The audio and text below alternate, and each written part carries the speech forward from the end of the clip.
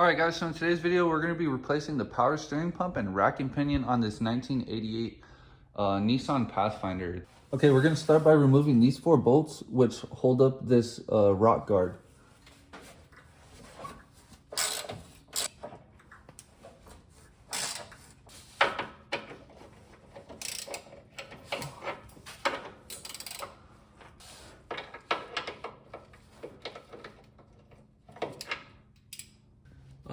They took this vehicle off-roading and it marred up one of the heads, so the 14 doesn't really go on there. So I'm gonna take a file and I'm just gonna file this surface flat.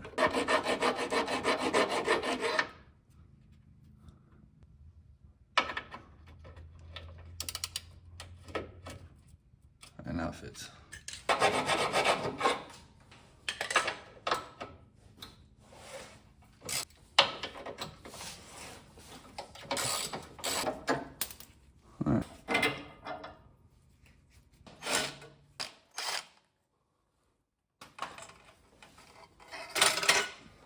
All right, let me show you where this went wrong. So right here on these lines, I don't know if you can see that, but where that rock guard was covering, it's rubbed a hole in the power steering line.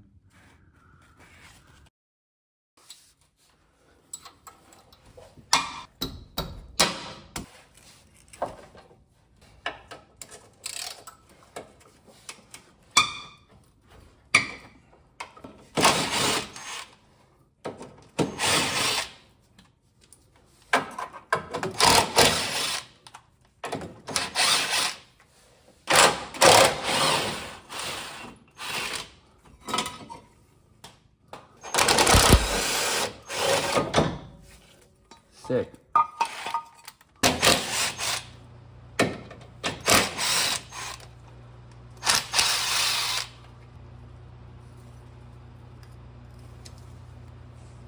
There's 2 lines. There's one right here and one right there. You need to remove both of them. They're 14 millimeter, and make sure you have something to catch any fluid that might drain out, because it's gonna leak a little bit of fluid. So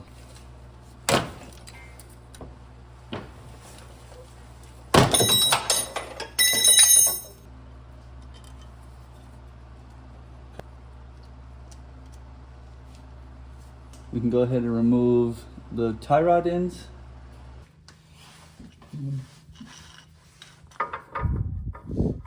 Oh, wrong side. Yes, 22. Oh, damn. I went ahead and ended up removing the wheel because I don't have a shallow impact socket.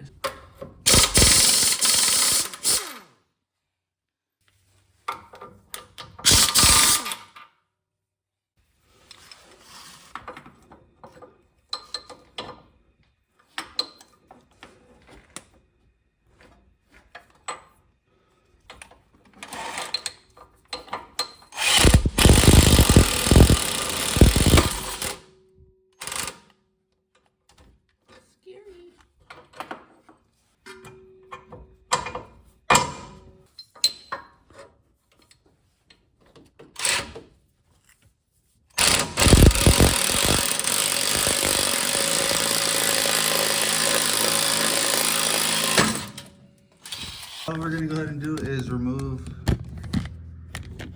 the universal joint.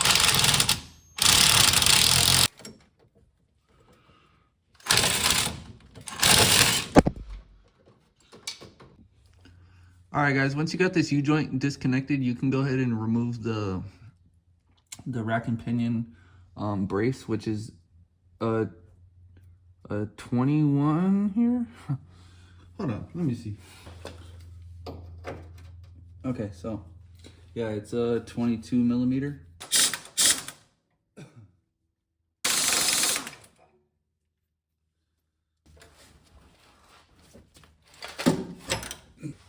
Okay.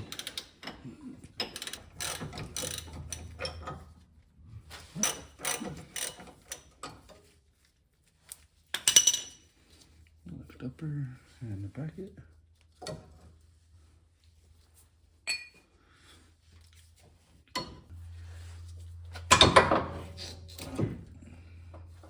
All right, now we're gonna try to support this and knock this tie rod up. Drop this down. Oh shit, come on. There we go.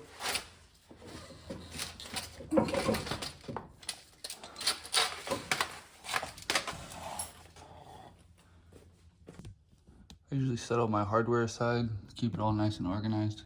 But on the power steering pump, there's a tensioner right here, and it's a 12 millimeter. It's on this end over here. And then it connects to this rod. It's this bolt here. But you need to first loosen this 12, and then you need to go up and remove this 14 millimeter. Where's it at? That one.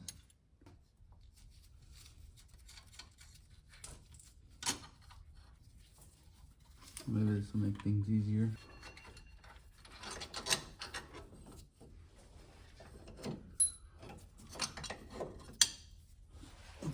When you go ahead and remove the power steering reservoir line from the what you call it, make sure that you got a bucket in place to catch all the power steering fluid.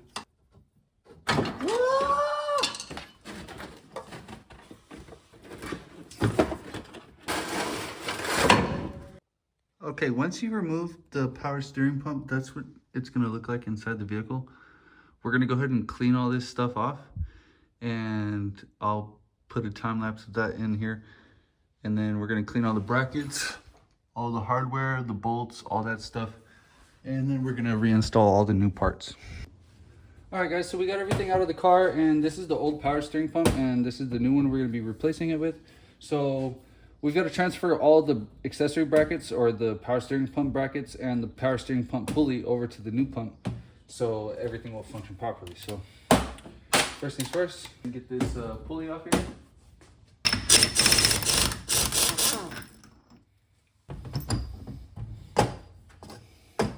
You would need to be removed.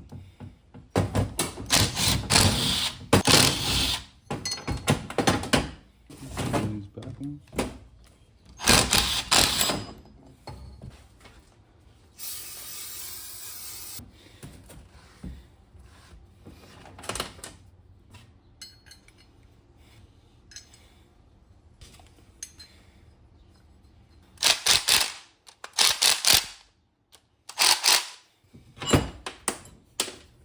Just gonna get all the oil off of it.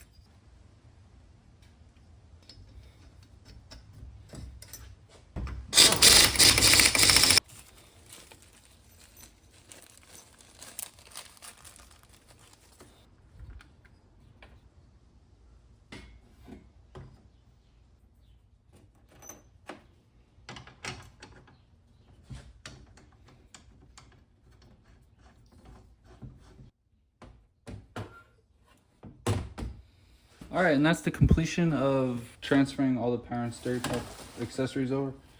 And this will be ready to go back in the car.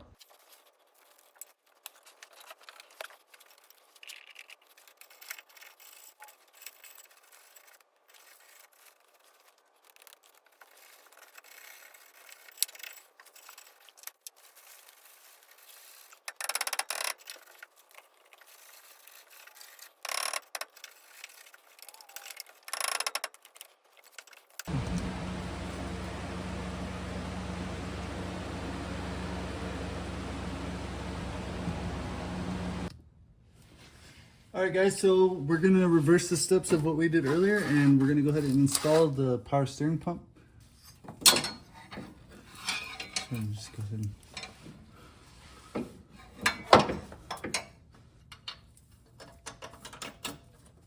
and just slide that through. All right, so after you got the power steering bolt in, go ahead and take your power steering hose and just fit it over. Just reinstalling.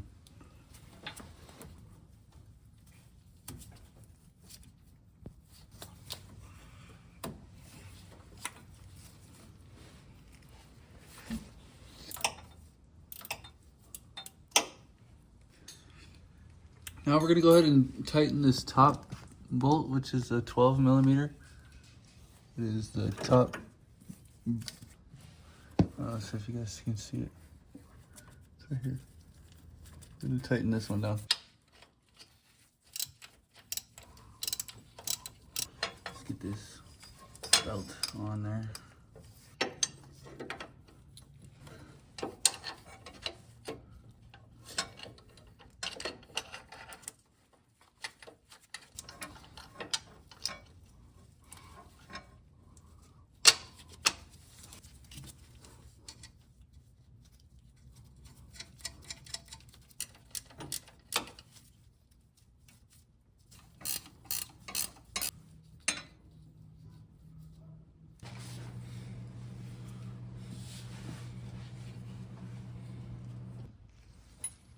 All right, make sure when you're reinstalling the power steering lines that you use new banjo bolts or banjo washers, crush washers on the banjo bolts. Place your banjo washer on the backside. Just pass through. Put your new crush washer on.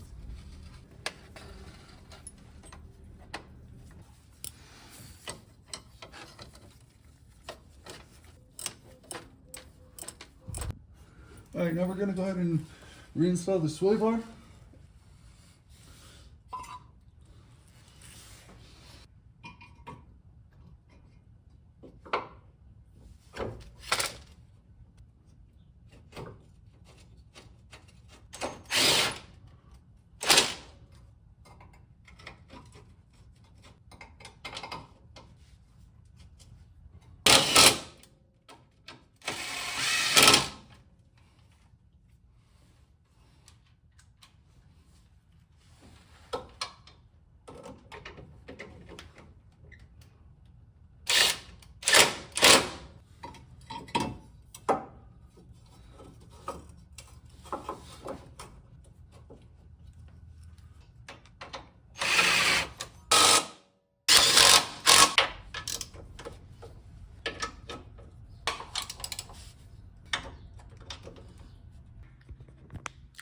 Alright guys, so unfortunately my camera did die once again. After I stopped recording in the video, all I did was replace the rock guard and bleed the power steering. And in order to do that, you just need to ensure that both the front wheels are off the ground, fill the reservoir with power steering fluid or ATF, whatever your vehicle requires. And then just turn your steering wheel from lock to lock 15-20 times, ensure that the air bubbles are worked all the way up into the reservoir, and then you top it off and make sure that it is filled to the cold line. Start your car and make sure that, you know, spin it around the block, see if it's working. Everything should be copacetic and good to go. But if you are interested in what next video is going to be about is swapping the motor in this 2016 Infiniti Q50. And then what I'm going to be doing today is finishing up the epoxy primer. I've already done that. I'm going to be finishing up the seam sealer in this 1969 Ford Torino. So if you guys are interested in watching that, be on the lookout for the next video. I have done all that. I still need to do this side and work out the rest of the bugs, but we're going to be ordering some interior pieces real soon for this, and I can't wait.